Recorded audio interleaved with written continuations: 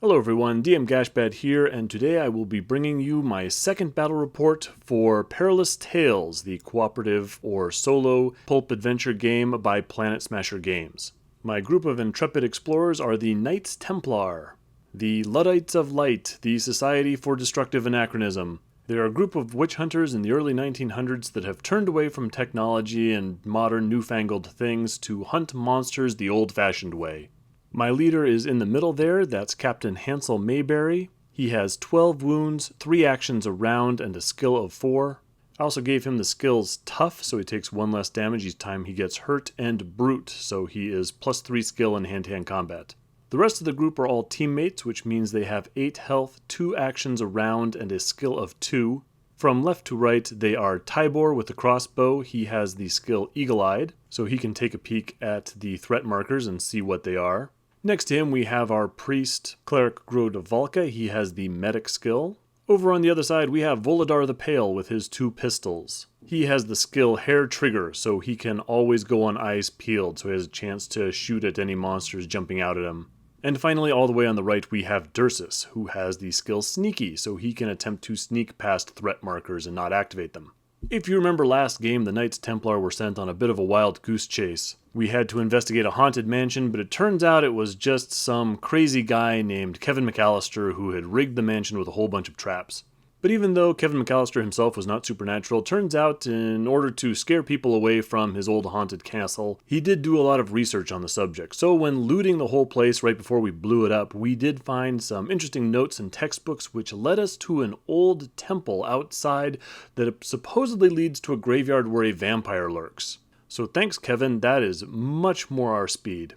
So the Knights Templar pack up and head to this abandoned temple trying to find the path to the vampire's lair, but we discovered that it is guarded by a couple of gargoyles. So that's what this game will be. It will be the Knights Templar versus the gargoyles. So each of the scenarios in Perilous Tales is based off of some classic horror monster movie, TV show, trope, that kind of thing. I didn't quite get the reference from the last game, from the Haunted Mansion, but I am very familiar with this game. This is a reference to the new Doctor Who episode, Blink. The monster in that episode, by the way, one of the best episodes ever, are the Weeping Angels. They are statue-like monsters that move really quickly, are very dangerous, and have a quantum defense. That means whenever anyone is looking at these guys, they turn to indestructible stone. Whenever I try to introduce new people to Doctor Who, I always consider showing them Blink first. It's a fantastic episode. I highly recommend it. The only thing is that it's very unusual in that the Doctor is barely in this one. So it's not quite representative of the series as a whole, but it is well worth checking out. Anyway, for this game, my team will be going up against 2 of these Weeping Angel-like gargoyles. While 2 of my characters are looking at them, they won't move at all. Otherwise, they'll creep towards our characters, and if they start their turn within 1 inch, they're just going to instantly kill one of them. To make things a little bit more difficult, we have 2 bat swarms, which in addition to being the normal dangerous nuisances that they are, also restrict my character's line of sight to just 2 inches when they're in combat with one of them. And there's the additional peril of Blackness descends, which will basically make the whole table dark and reduce everyone's vision to 6 inches. So going into this game, my thinking is that this is actually going to be one of the easier scenarios. The gargoyles can be dangerous, and they have a lot of health. They have 20 wounds each, but they only have a skill of 4. And unlike a lot of other monsters, I can completely shut down what they're doing with careful placement of my guys. Now I can see how this would go wrong in a couple of ways. There's the Blackness descends, there's the bats, all those restrict how far my guys can see. And of course, if I start losing people or people start running off because of horror checks, it can all go south really fast. As part of Perilous Tales, I have to choose 3 objectives. I'm not just here to fight the monsters, I've got things that my guys are tasked with doing. The first of which is destroy the idol. So there's an idol in the center of the table that I need to go and blow up. I can only attack it in hand-to-hand combat or with a dynamite attack. None of my guys have the explosive expert skill, so I can't use that, so I'm going to have to just hit it with swords. For the idol, I chose another gargoyle miniature. I figure that's the Queen Gargoyle. It's unactivated right now. It's stuck in its statue form, and so I want to destroy it before it comes alive and causes me all kinds of problems. The second objective is Call for Rescue. So off in the villainous half of the table, there's going to be a radio marker. Just because we don't use guns and things doesn't mean we're not going to not use a radio when our lives depend on it. If one of my team can interact with the radio, it's going to spawn 2 minions, and when the threat level gets 4 higher than it is at that time, then the game ends and I score 1 victory point for each of my guys still alive. Finally, we have Forbidden Knowledge. This is the one I'm really interested in. This is going to show me where the vampire is lurking.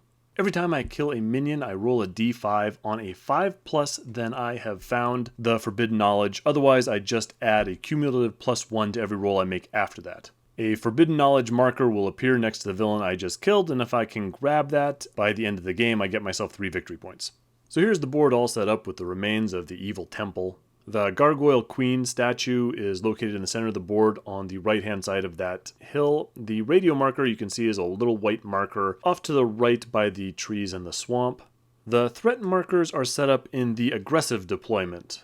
I did make a small mistake with them. One of those markers is supposed to be in base contact with the idol, the Queen Gargoyle. So you can see this one behind the crate right there. That one's supposed to be in contact with the Gargoyle. I'm going to fix that later in the game, but just thought I'd point it out right now.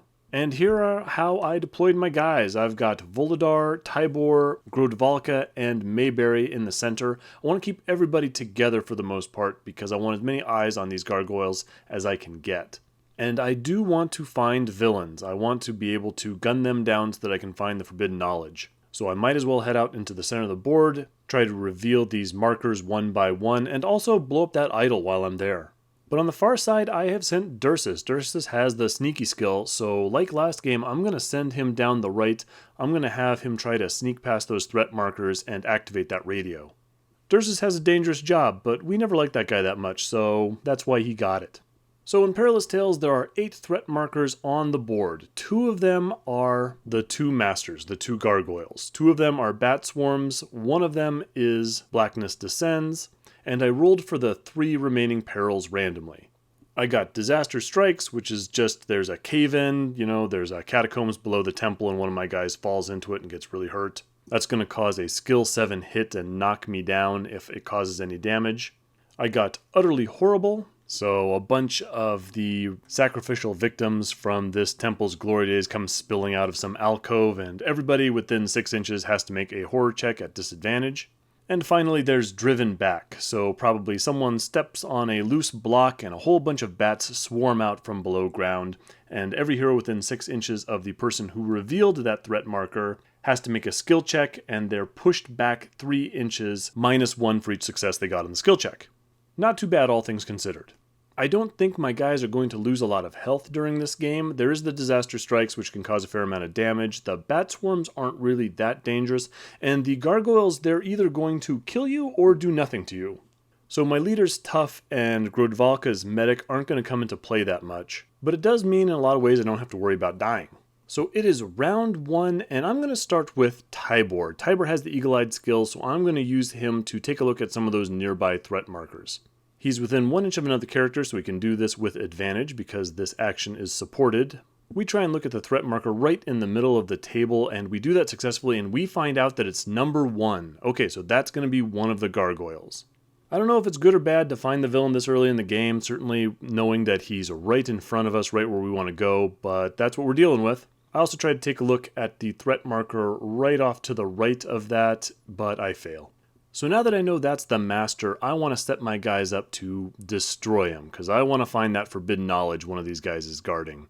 So next up is Grodvalka. I am going to move him within 10 inches of the gargoyle, but outside of 6. So I don't reveal the threat marker, but I'm within range to shoot him with my holy fireball or whatever I have when he shows up. And so I go on eyes peeled, which means that when I reveal that guy, everyone on eyes peeled can make an immediate attack. Same sort of thing for Captain Mayberry. I'm going to move him forward. I'm going to focus, so my next skill check will be at advantage, and I'm going to go on eyes peeled. When you attack using eyes peeled when something is revealed, you're at disadvantage, so at least this advantage cancels out the disadvantage and I'm no worse off. So now I have to make a decision. I can either activate Volodar and reveal that threat marker, which then becomes the villain's turn, or I can activate Dursus. Dursus needs to sneak forward, and he needs to go close to one of those threat markers. The bad thing is that if he doesn't manage to sneak when he moves within 6 inches of one of those threat markers, and it's a bad guy, then that thing's gonna ambush, and all my careful setup on the other side, all the eyes peeled and everything, all that's gonna be for nothing. But if I don't move him, then I've wasted a turn with him. So I'm going to go with Dursus. I'm going to have faith in this guy's skills. He's going to make 2 move forwards towards that radio, and he has to make 1 sneak roll as he comes within 6 inches of that threat marker. Fortunately, he passes his check, so he is being a stealthy witch hunter. And then we go over to Voladar. Voladar doesn't need to go on eyes peeled because he has hair trigger, so he can do that for 0 action points. So he's just going to take 1 walk move forward, then he's going to take another walk move forward, and then he reveals the master. He reveals the gargoyle. Unlike other villains, when they show up, the gargoyles just stay where the threat marker was. They don't ambush right in front of one of my guys, which is real convenient. But he is a villain, and the first time a villain is revealed, the threat rating goes up 1, so it goes up from 1 to 2. But now we get to take our eyes peeled attacks. Voladar takes a shot and manages to do 1 point of damage.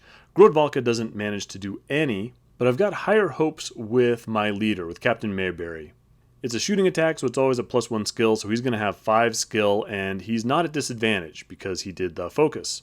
Still, he ended up rolling a difficulty of 9, but he did roll 1 crit with a 10, and so he does do 2 points of damage. So in all, we managed to chip away 3 health off of this gargoyle. So moving on to the villainous turn, the first thing we have to do is make our threat check. So we roll 2 dice because the threat level is currently 2, and it is with advantage. And we end up getting 1 success, which means that we get the Noose Titans result. So all the threat markers move 1 inch towards the closest team member. The big news with that is that the marker that Dursus is trying to sneak past moves 1 inch towards him, and he has to make another skill check in order to avoid setting it off, which he fails. So we turn over the threat marker, and we get a bat swarm. In the villain phase, the villain closest to the heroic board edge goes first, and in this case it's going to be these bats. They immediately attack Dursus and do 2 points of damage. Then they have a special rule where they fly off to attack a random team member.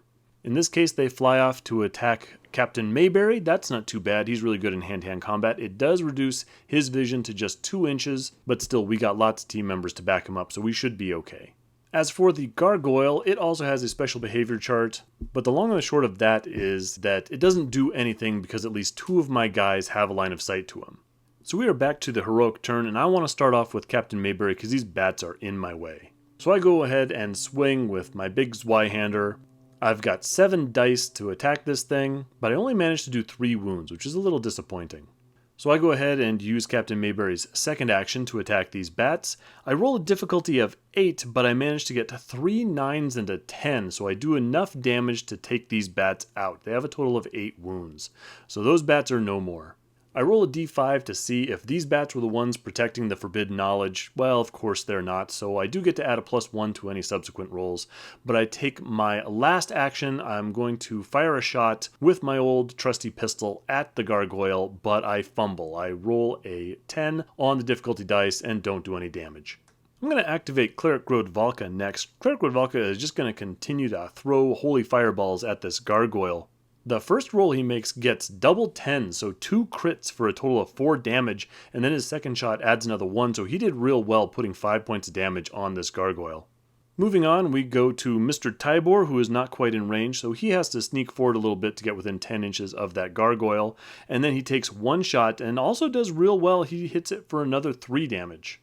The gargoyles are only skill 4, so they're not particularly difficult targets because all shooting has a minimum difficulty of 5, but still it would be a lot harder if their skill was 7 or 8 or something like that.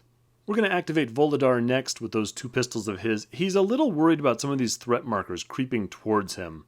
If I stay where I am next round, if I get the Noose Titans result, another one of those is going to be activated, and I'd rather focus on one villain at a time. So he's going to move back over towards Tybor, and he's going to shoot at the gargoyle. He's going to do another 2 damage, which means that this gargoyle only has 7 health left, so that was a real successful round. On the right-hand side of the board, Dursus wants to get to that radio, but he's moving past 2 threat markers as he does so. Even if he moved twice, he wouldn't be able to activate the radio that round because he needs to spend an action to do it. So I'm just going to go on eyes peeled, and I'm going to take 1 walk action. That walk action brings me within 6 inches of those 2 threat markers. However, he manages to pass both his sneaky rolls, so he doesn't activate either of them. So far, so good. So all my guys have gone and it's over to the villainous turn again. The threat level is currently 3, so I'm going to roll 3 dice for the threat check and I get 4 successes. The minimum difficulty is 5 because I have 5 guys still on the table, but it is with advantage and I do get some crits there. So this ruined temple just got super creepy and we're going to start with a crawling chaos. So all my guys have to make horror checks. The bad news is that anyone within 10 inches of one of those gargoyles is at disadvantage for those horror checks because they are so terrible. However, a lot of my guys are within 1 inch of each other, so then that's going to be supported, so it's just going to be a normal roll, and thankfully everyone goes and passes their horror test. I was especially worried about Dursus because if he had failed, he might have run straight off the board, and that probably would have ended my plans for activating the radio. So we move on to the Noose Titans, and all the markers move 1 inch towards the closest team member. This means that those 2 markers are going to creep towards Dursus again, and he has to make 2 sneaking rolls. He passes the first one, but the other one he fails and reveals the second gargoyle, so the second villain has hit the table. He does have eyes peeled right now, so he can make an attack against the thing, and he does do 2 points of damage, which is real nice. But now we have this gargoyle just staring right over my radio, right in front of Dursus, who does not have any immediate support. This could definitely cause problems. But for right now, we're in an okay spot because all of my guys can see that gargoyle on top of the hill, and at least some of my guys can draw line of sight to that new gargoyle that just appeared past the temple. So even though my guys aren't real close to Dursus, at least they can keep watching that thing so it doesn't move up and eat him. It's back to the heroic turn, and I'm going to start off with Tybor. Tybor is going to shoot twice with his crossbow. First shot's going to do 1 point of damage, and then the second one's going to hit a little bit more solidly for 3. That puts the gargoyle up to 17 points of damage. He's only got 3 left. I think I'm going to get him this round. So now we're going to activate Captain Mayberry, see if he can't be the hero that we need. His first attack on the gargoyle fumbles, so he rolls that 10 on the difficulty dice and he automatically doesn't do any damage. But with his second shot, he does manage to do that last 3 points of damage, destroy the gargoyle. I'm going to roll my d5 and I find the forbidden knowledge. So you can see I placed that little book thing right next to the gargoyle. So that was the tome that these things were tasked with defending. All I have to do is go towards that thing and pick it up. It's at this stage that I realized there should be a marker next to that gargoyle. I should have put that there when I set up the game, so I'm going to adjust that now. So you can see there's this marker just touching out from the side of the hill. So I was going to try and advance and help out Dursus on the other side, but instead I'm going to move off to the temple and just supervise the rest of my guys' advance. So again, I'm probably going to end up having to activate another marker here with Volodar, so Grodvalka is going to move up a little bit and go on Eyes Peeled. Over on the right, Dursus has some issues. I want to go and activate that radio, but there's a gargoyle right there, and there's also another threat marker. And also, the closer I get to this gargoyle, the more dangerous it becomes, but he has got a job to do, so we're going to go for it. So he takes a normal walk move towards that radio. So now I'm within an inch of it, and I'm in position to turn it on, but I have to make a sneak test because I finished a heroic action within one of those threat markers. Fortunately, I succeed, and so that threat marker doesn't get activated. Next, I try and turn on the radio. I try and call for help, but I fail that skill test, so I don't manage to do it, which just makes sense. That's what happens when you're trying to turn on a radio, but you can't take your eyes off of the big scary statue that'll eat you if you blink. However, we don't get any loud squawks or noises from the radio. Dursus passes his second sneak test and doesn't activate that threat marker. So we're doing okay, but it's getting a little hairy. So finally, we are going to activate Volodar because that's what he does. He goes at the end of the round because he's got eyes peeled and he's going to activate any threats for everyone to shoot at. So he's going to walk forward and reveal that threat marker. Turns out it is utterly horrible, so we move up to that idol and we find all the carnage that's surrounding it, and Volodar is so grossed out that he fails his horror check and has to make a walk move away from the closest villain, which is that gargoyle off to the right. Well, that's going to slow me down a little bit, but all things considered, it could have been much, much worse. So on to the villainous turn, and it is currently threat level 2, because when I destroyed the master, the threat level went down by 2. So I roll those dice and the villains get no successes, which is nice. So all that happens is threatening overtures, threat level goes back up to 3 and we move on. The gargoyle doesn't get a turn because I still got enough people with eyes on him that he doesn't get to move. So it is back to the heroic turn, and I'm going to start off with Dursus. Dursus is going to make another skill check to try and turn on the radio, and this time he manages to find the dial by touch. So he calls in support from the rest of the Knights Templar, but he has to do it quietly because there's something off to his left creeping up on him, but again, he passes his sneaky roll, and so that threat marker is still not revealed. Dursus is just being an absolute ninja this game. So for his second action, he just moves off to the right. Now he's outside of that 6 inches from that threat marker on the left, so he no longer has to make a sneaky roll to do that. He's never taken his eyes off of this gargoyle, but he has done his job. It is currently threat level 3, so when it hits threat level 7, the game is going to end, and we're going to count up how many victory points I got, because that's when the Knights Templar black helicopters swoop in. But also when I turned on the radio, I guess the noise alerted the bats. They got much sharper hearing than some other things, and 2 bat swarms show up. So 2 minions arrive, and they arrive in front of a random team member 5 inches away from him towards the villainous table edge. So I get a bat by Volodar and Grodevalka, so that's where they end up there. So moving on to my next activation, I've got some problems right in front of me, but it should be okay. I'm going to activate Tybur. Tybur is going to use his eagle-eyed because I'm still curious about what that threat marker is that's slowly moving its way towards me off to the left. Turns out it's number 8. That's the driven back peril. I'm not too worried about that one. I can let that one sit. So next off, he's going to shoot with his crossbow at these bats that just showed up. And as you can probably imagine, a crossbow is not the best weapon to use against a swarm of small flying vermin. And he fumbles his shot, rolls a 10 on the difficulty dice, and misses. So I'm going to do Cleric Grodevalka next. He's going to throw more fireballs. So the bats on the left, he's going to try and blast. He gets 1 damage with his first shot and then 3 with the second. And now these bats have the aggressive behavior, so every time I shoot at them, they are going to move 1 inch towards my guys. So they're sneaking up under a barrage of fire. I'm going to move on with Volodar. Volodar doesn't have to reveal any threat markers this round, so he is just going to get his wits together, turn around, and shoot at the bats. He does real well with his first one. When they're close, those pistols pack a pretty good punch up close. He does 4 points of damage and destroys that first bat swarm, and then he goes and takes another shot at the bat swarm on the right, and he fumbles. So now it's Captain Mayberry's turn, and Captain Mayberry needs to make some things happen. I really want him to attack these bat swarms in hand-to-hand combat because he's much better at it than shooting. The thing is, if I move towards them in order to get them in hand-to-hand combat, I'm going to activate that other marker. So the first thing I'm going to do is I'm going to go on eyes peeled, so at least I can take a shot if I reveal that last bat swarm. And then I'm going to move forward to those bats. So I am going to reveal threat marker number 6. I do mess up the order on these a little bit. I make a mistake. I thought number 6 was Darkness Descends, which reduces all of our vision down to 6 inches.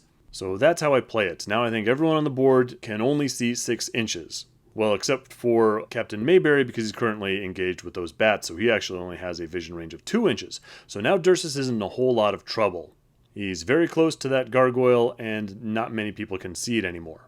So I think I actually made it considerably harder on my guys by mixing up the order like this. The other one was Disaster Strikes, and with Tough and 12 wounds, it's very unlikely that Mayberry was going to get too badly damaged by that. But anyway, we're going with Blackness Descends, and so that's the way we're playing it. But right now, the immediate concern is these bats that are in Captain Mayberry's way. I've got to do something about that, so he takes out his Y-hander, and he's going to attack them in hand-to-hand, or hand-to-wing, as it were. Unfortunately, he too fumbles his attack. He gets a difficulty die of 10, and now I'm in real trouble.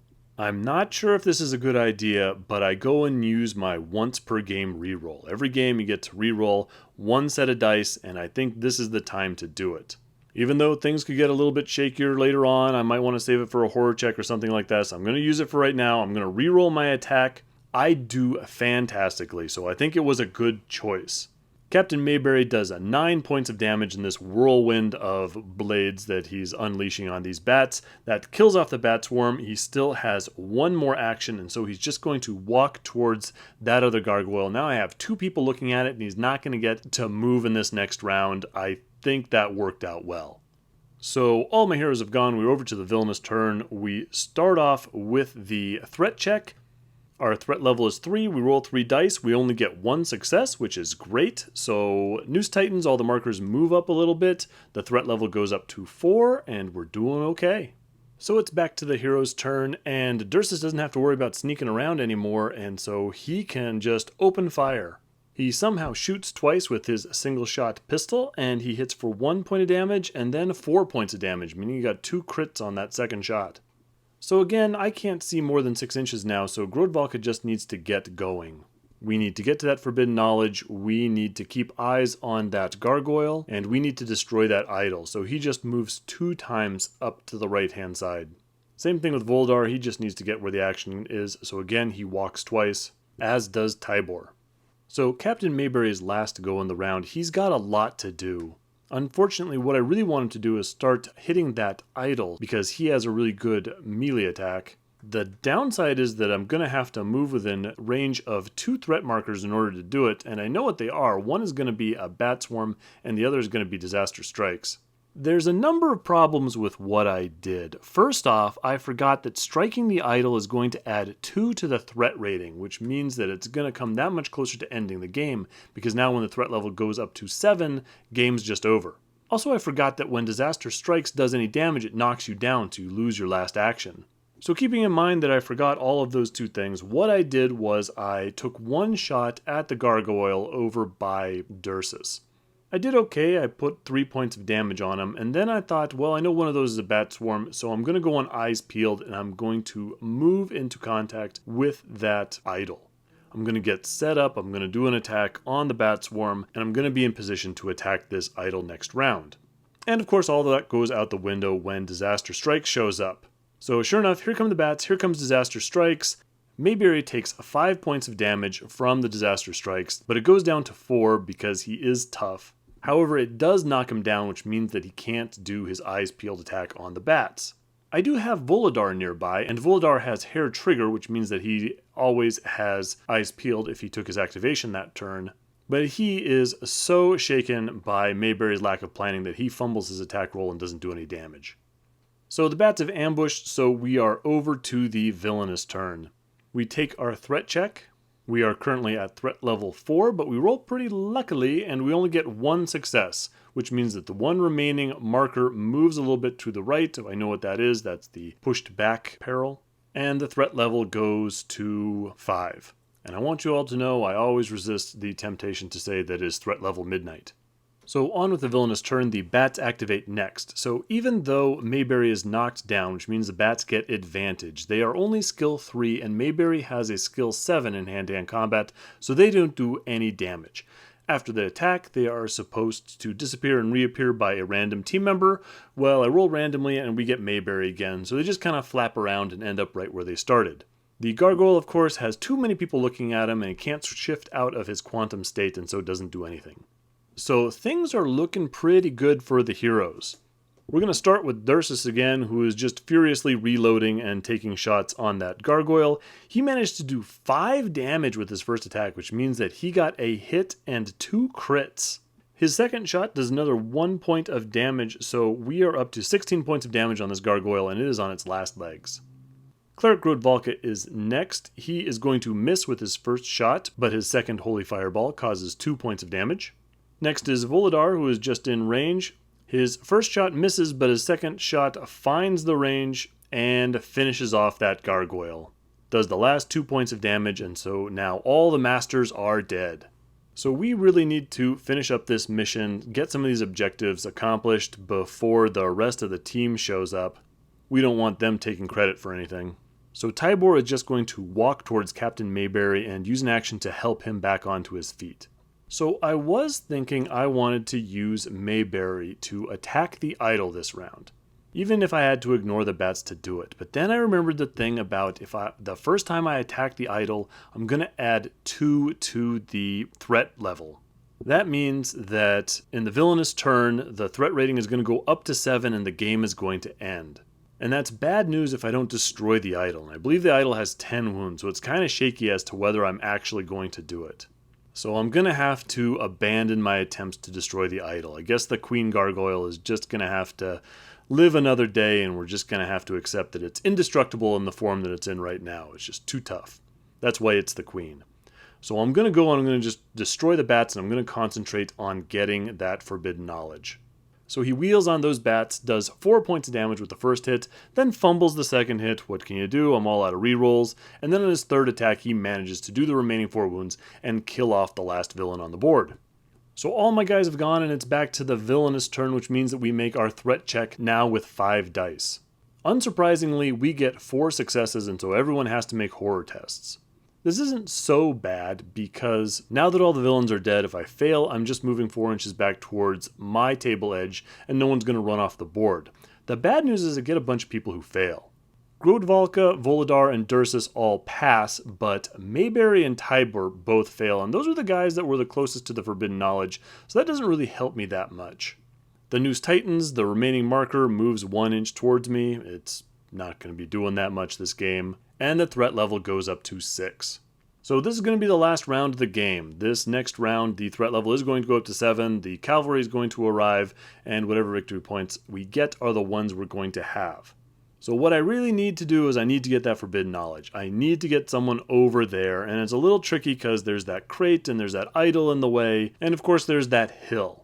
So what I have to do is I have to activate Mayberry, and with all the training as captain of the Knights Templar, he yells like nobody's business at Grodvalka. He uses the leader-only call-over skill 3 times on Grodvalka, so Grodvalka can make 3 walk actions to get him closer to that book. And obviously next it's going to be Grodvalka's turn. He's going to walk the remaining distance over to that forbidden knowledge. Everyone else is just going to focus and eyes peeled, watch out for more bats and gargoyles lurking around this temple. We go on to the villainous turn. This is really just making sure that I don't roll high enough to summon more minions who could possibly do something deadly to my guys. I don't do that. I only roll 4 successes, so we all pass our horror checks, which is fantastic. The threat level goes to 7, and the game comes to an end as the rescue arrives.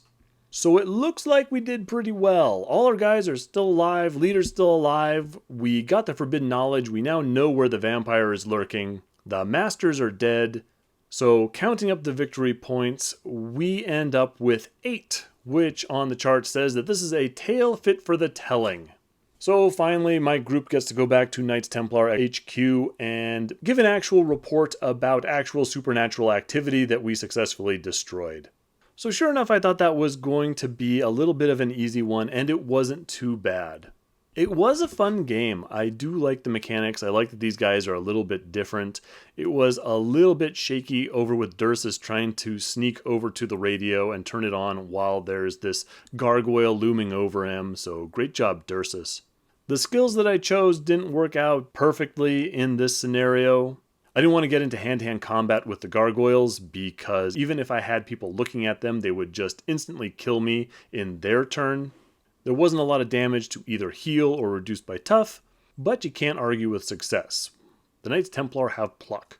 It is a little disappointing that the gargoyles can be destroyed so easily. Maybe their skill should be a little bit more than 4 just to make them harder to hit.